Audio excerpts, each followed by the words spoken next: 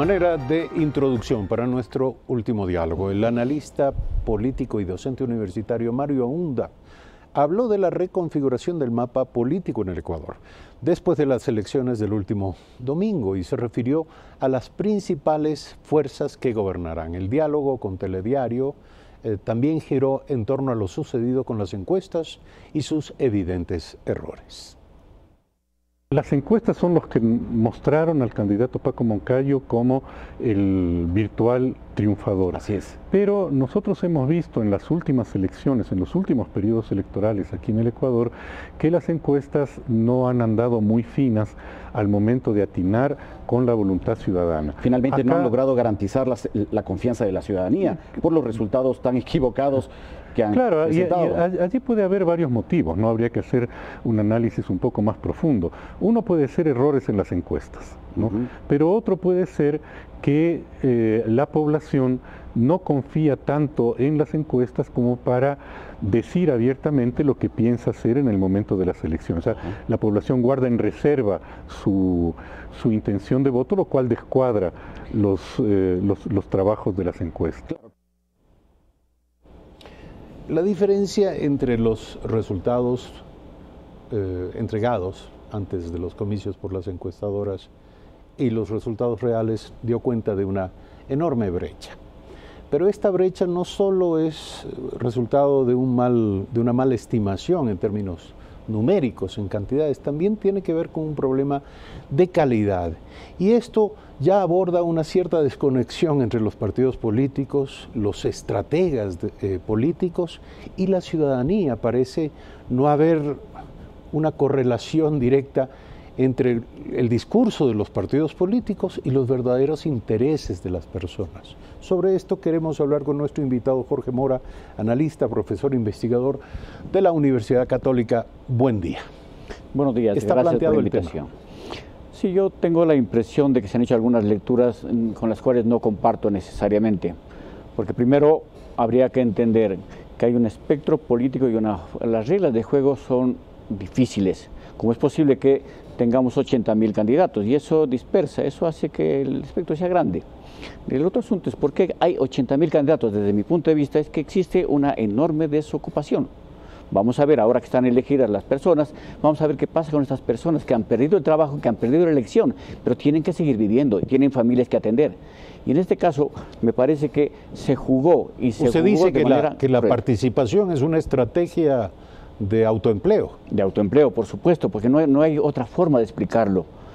Si el empleo estuviese en límites normales, digamos un 8, un 7%, a la larga yo creo que no llegaríamos a unos 20.000 candidatos, pero son 80.000, que denota una realidad social escondida. Diríamos que los candidatos son pequeños emprendedores. Pequeños emprendedores o personas que están intentando buscar solucionar sus problemas de familia a través de la política. Y en esa parte me parece que es preocupante. El otro asunto es que, ¿cómo se llega a las personas? Desde el punto de vista personal, yo voy en mi vehículo y escucho la radio y encuentro que hay un nombre que lanza una idea y que me dice un número. La verdad, yo no tengo forma de entender qué es lo que me está diciendo, o quién me lo dice, o para qué me lo dice. El momento que vamos a las urnas, resulta que encuentro unas papeletas enormemente grandes con una cantidad de rostros que no me dicen nada, salvo aquellas personas que son o muy conocidas por la política o muy conocidas por la farándula. Y aquello distorsiona, aquello hace que nuestra calidad de democracia no tenga los límites esperados. A la larga se vuelve la farandulización del voto, porque uno intenta encontrar una persona que medianamente me diga algo, sino como entiende el alcalde de Guamote, por ejemplo. Una persona que es muy buena en el canto, sin embargo, no le he visto nunca en el aspecto político. Y hablamos de Quispe, por ejemplo. Pero este es un problema implícito en el sistema, es decir, usted no puede culpar de nada a quienes son personas de alguna manera reconocidas, cuyo perfil... Pero tiene mayor ventaja respecto a la intencionalidad de voto, porque en todo caso una persona que me dice, sí, trabajemos sobre el asunto de seguridad, me da un número, me invento el 240, vota por mí, no lo puede identificar. Lo grave de esto es que el proceso de selección no implica un conocimiento real, profundo del pensamiento de los candidatos. ¿Cómo enfrentar algo así? Mire, hemos planteado algunas soluciones. Lo que le escuchaba hace un momento cuando dice, por ejemplo, que las personas que no alcancen el 5% devuelvan los recursos, de alguna forma. La otra que planteo es el hecho de que si un candidato no alcanza el 40%, una segunda vuelta, para que las personas podamos entender no tanto los spots publicitarios, sino realmente lo que dice, cómo piensa, qué tipo de pensamiento tiene. Desde los griegos hay dos formas de gobernar. La una que es la propiedad privada, donde triunfan los que pueden, y la otra es un movimiento más bien solidario, aquello que planteaba en los últimos tiempos Rafael Correa. Y desde los griegos no se ha modificado, no se ha inventado nada nuevo. A la larga, el Ecuador también ha demostrado que es un país absolutamente diverso, heterogéneo, y donde existen diferentes cosmovisiones. Me llama muchísimo la atención la votación de Cuenca, por ejemplo, donde vota por un empresario, la de Guayaquil, que vota en lo que ellos son buenos, es un puerto. Y también me llama la atención la votación de Quito, donde el pensamiento, no tanto de Rafael Correa, sino más bien de esa inclusión ciudadana, donde hay este tipo cooperativo, sigue vivo y sigue vigente.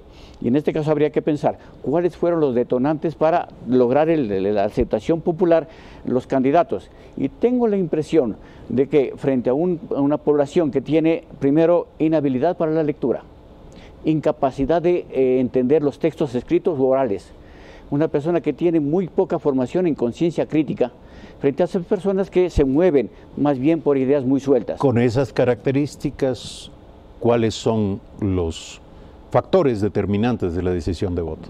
La decisión son, primero, que sean personajes conocidos, que tengan mensajes fáciles, y la otra, el enorme pecado de yo diría, de la corrupción, de la prostitución de la política. Cuando alguien cree que alguien es un buen candidato porque te regala un saco de avena, una caja de fósforos, una cobija, un colchón. En este caso, el elector no está teniendo conciencia real de lo que significa dar el voto. Porque si a mí me convence con un saco de avena, no tengo yo realmente una conciencia, y ahí me pongo en tela de duda, ¿por qué tener el voto obligatorio? Y miren lo personal, yo soy muy bueno cuando no me obligan. Yo, como ecuatoriano, yo amo la libertad, y cuando no me obligan soy bastante bueno. Cuando me obligan, ahí es cuando tengo verdaderos problemas. Y nunca hemos tenido el voto voluntario. ¿Por qué no? Usted diría que hay que avanzar en esa dirección. Hay que avanzar en esa dirección, y aunque sea ponerlo como provisional en 10 años, veamos qué pasa. Veamos qué pasa, porque el Ecuador debe modificarlo. El hecho de la farandulización de la política viene desde los años 80, y cada vez tenemos más y más y más candidatos cuando aumente el desempleo. ¿Por qué no tomar medidas radicales? ¿Por qué no limitar los candidatos? ¿Por qué no poner el voto voluntario? ¿Por qué no tener espacios de mayor explicación hacia la ciudadanía? ¿Qué diría usted si en la aplicación de lo que usted está proponiendo, en el Ecuador terminamos eligiendo presidente de la República u otras altas autoridades con el 20% de la población participante y un 80% dándole la espalda al sistema democrático? Y en este caso, ¿qué pasa con las alcaldías? Sobre todo en la de Quito, ¿no es cierto? Con el 21% logra tener la alcaldía y con un consejo disperso. Va a tener enormes dificultades, y por las reglas de juego puestas por el Consejo Electoral, por el Código de la Democracia, ahí es el problema. Y los electores, los candidatos juegan con esas reglas de juego. Me parece que el señor Yunda tiene un enorme compromiso. Quizá el señor alcalde electo tenga muy buena habilidad, porque recordemos, Jorge Yunda es muy hábil. Es un comunicador muy hábil, y creo que eso va a remar a su favor. Pero ¿qué pasa con el resto que no tiene esa posibilidad de negociar? Y que donde la negociación se transmite, por ejemplo, en espacios de entrega de espacios de poder, y las ciudades sigue postergando. Recordemos que Quito, no obstante, ha ganado no sé cuántos premios Óscares, sin embargo no es la gran ciudad que todos pensamos. Es una ciudad que tiene enormes dificultades porque no ha sido posible gobernar, por lo menos en los últimos años, y no ha podido avanzar porque el espacio de las alcaldías ha tenido que negociarse en pequeños espacios de poder, y se tienen los intocables. El problema de la movilidad de Quito no ha sido tocado porque el alcalde Rodas negoció con los choferes, y en ese caso mire que son las consecuencias de un sistema que permite participar a demasiada gente y que permite negociar en esas condiciones, y a la larga los que perdemos somos los ciudadanos. Jorge Mora, analista político, profesor e investigador de la Universidad Católica, deja algunas líneas abiertas de reflexión para un debate que ciertamente no concluye. Gracias por estar esta mañana aquí.